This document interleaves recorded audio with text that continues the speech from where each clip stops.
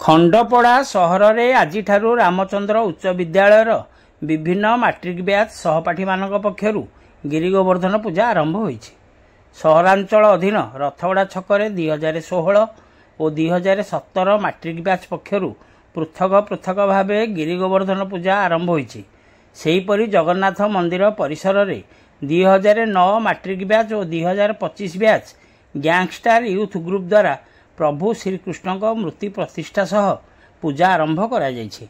अन्य पक्षरे नीलकंठेश्वर मंदिर परिसर में अर्बान स्टार यूथ ग्रुप द्वारा मध्य गिरी गोवर्धन पूजा आरंभ होईछि। विभिन्न पूजा मंडप रे आज संध्यारे पारंपरिक रीतिनीति रे गिरी गोवर्धन पूजा आरंभ होइथिबा देखिବାକୁ मिलिछि। ए अवसर रे पूजा मंडप गुड़िकरे ठाकुरंक दर्शन निमंते बहु श्रद्धालुंक समागम देखिବାକୁ मिलिथिला। आसंता रविवार दिन समस्त पूजा मंडपर मिलित भसाणी हेबा नै जणा पड़िछि। सूचनायोग्य कार्तिक मास शुक्ल पक्ष प्रतिपदा तिथि रे गिरी गोवर्धन पूजा करा जाय थाए। पौराणिक कहानी अनुसार एही दिन प्रभु श्री कृष्ण वृंदावनवासी को भयंकर वर्षारू बंचाइबा निमंते निज आंगुली रे गोवर्धन पर्वत को उठाइथिले एवं सेमानकु रक्षा करथिले। सेबेठारू प्रभु श्रीकृष्ण उद्देश्य रे एही गिरी गोवर्धन पूजा करा जाउछि। खंडपड़ारू संतोष कुमार साहू रिपोर्ट, खंडपड़ा खबर।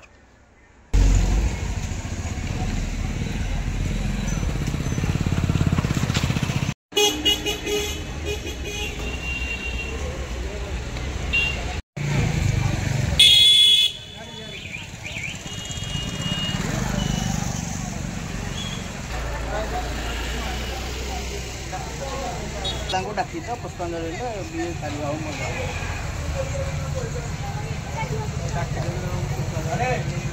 सोई बोले